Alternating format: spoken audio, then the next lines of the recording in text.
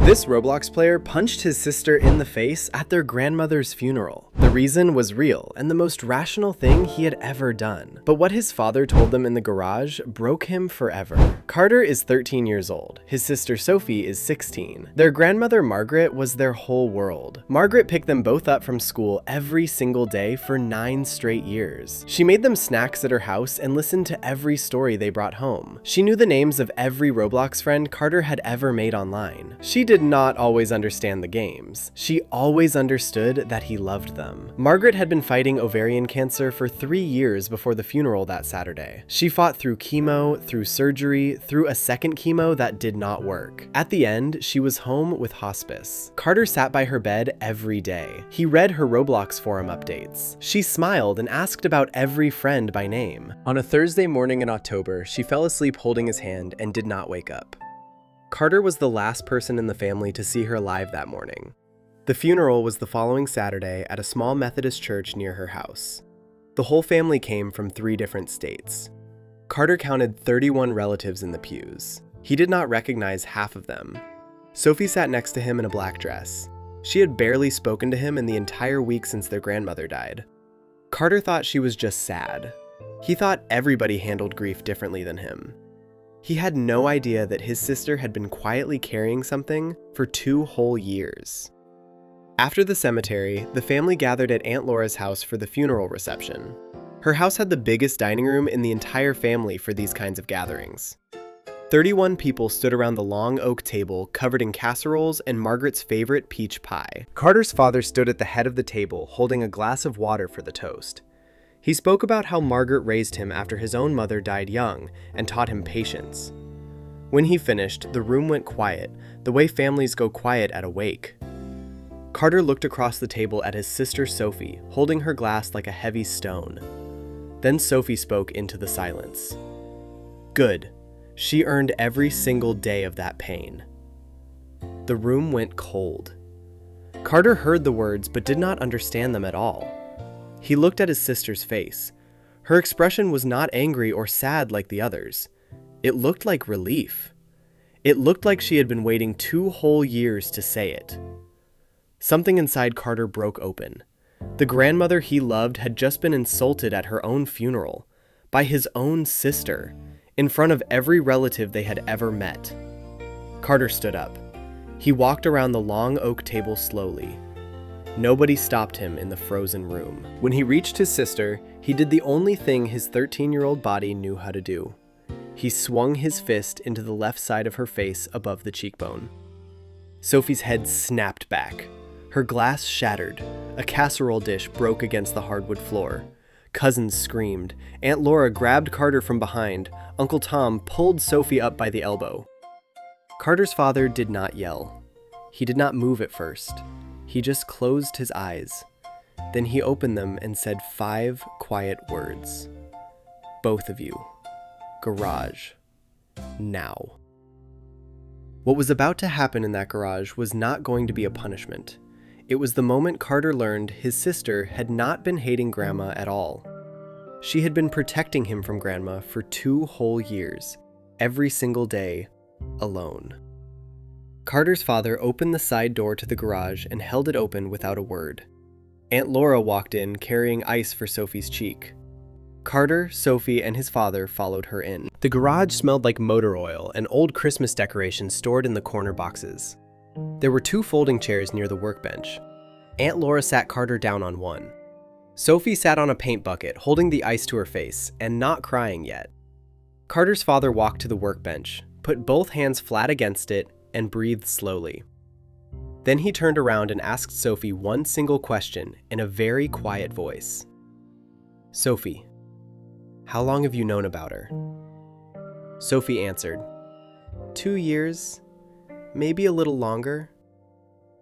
Carter looked between them with no idea what they were even talking about right now. He said, known what? What is happening? Why is everyone acting like this in here? But what his father was about to tell him in that garage was not a story about today. It was a story about a baby his mother had given birth to 30 years ago.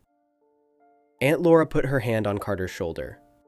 2 years ago, Sophie did a biology project. Her teacher had students send saliva to an ancestry DNA lab. Results came back 6 weeks later. Most of them were unsurprising, but Sophie had a close family match nobody in our family knew. His father picked up the explanation slowly. He chose each word like a heavy stone. The match was a man named David Hernandez, 30 years old, living in Cleveland, Ohio. The match showed they shared roughly 25% of their genetic material as biological relatives. That percentage means one of two things in family genetics: a grandparent or a half-sibling. Carter felt the floor of the garage tilt slowly to the left under his feet. He looked at Sophie. She was finally crying, not from the punch on her face. His father continued. David was born in Texas in the spring of 1996. His adoptive parents told him his whole childhood that his birth mother had died in labor. They said there was no other living family at all. David believed this until last year. Carter whispered, "That means Mom was the birth mother, and Mom did not actually die." His father nodded once. Mom was 15 years old when she gave birth to David. Carter could not breathe right. He looked at his father with no question able to form. Aunt Laura kept her hand firmly on his shoulder. His father knelt down to his level. He said, "Son, Mom got pregnant by accident as a freshman. Grandma was very religious then. She told Mom the baby had to be given up. She did not give her a choice. Mom was kept in the basement guest bedroom for 8 months of the entire pregnancy. She was pulled from her freshman year. The family was told that she was studying abroad. Nobody knew. Grandma made all the arrangements herself and signed the closed adoption papers alone. Mom held the baby for less than 2 minutes before the family took him to Texas. Mom finished high school the next year and never spoke about the baby to anyone again. Grandma made her promise never to tell.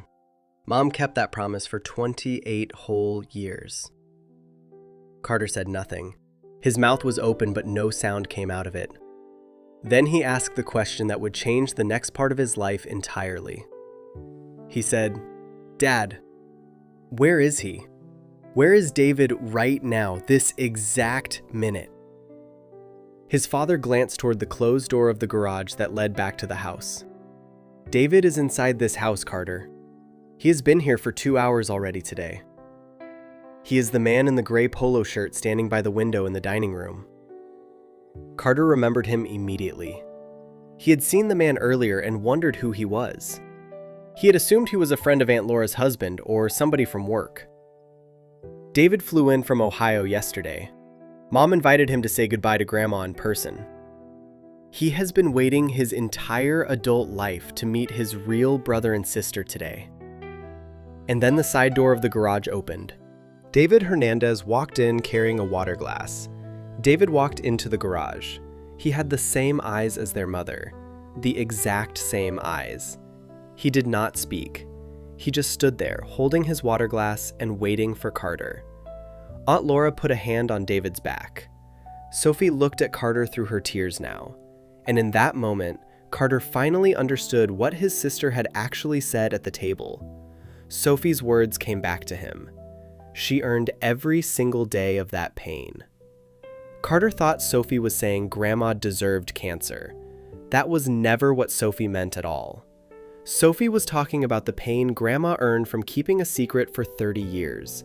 The pain of 3 years of cancer in the same body that locked their mother away. The pain of dying without ever apologizing to David in person for what she chose. And the deeper part. Grandma had begged Sophie for the last 2 years of her life. She begged her every visit to never tell Carter what the DNA test had revealed. Sophie carried that secret alone for 2 whole years, to protect her little brother from knowing. Sophie did not say good because she hated Grandma. She said it because the secret was over. The pain Sophie said Grandma had earned was the pain Sophie had been carrying for her. Carter looked at his sister, the girl he had just punched at the funeral table that day. He had punched the person who had protected him, longer than anybody else in his entire life. Carter walked across the garage floor slowly to his sister, sitting on the paint bucket. He took the ice from her hand. He put his forehead against hers and said nothing. Then he looked up at David Hernandez, the brother he had never known he had. He walked to David and held out his hand. David pulled him into a long, quiet hug. The four of them stood in that garage for almost 20 minutes without saying a word. If you are watching this, here's the first thing Carter learned from his sister. When somebody you love says shocking words during pain, listen all the way through them. The words are not always about the person you think they are about at first. Your older sister, your brother, your parents carry secrets for you that you cannot see. If you have judged somebody based on one sentence, you may have only heard 1/10. The second thing Carter learned that day is harder to say out loud at 13. Every adult in your family was a child once. Somebody made decisions for them they never chose. Your grandparents and aunts all carried wounds you cannot see. Understanding them changes who they become. Carter has a brother named David now. They play Roblox together every Sunday for 1 hour. David is bad at obstacle courses. Carter teaches him patiently. Sophie laughs at them both online. Have you ever judged somebody you loved based on words you did not fully understand? Tell me about it in the comments below. I read every single one of them carefully.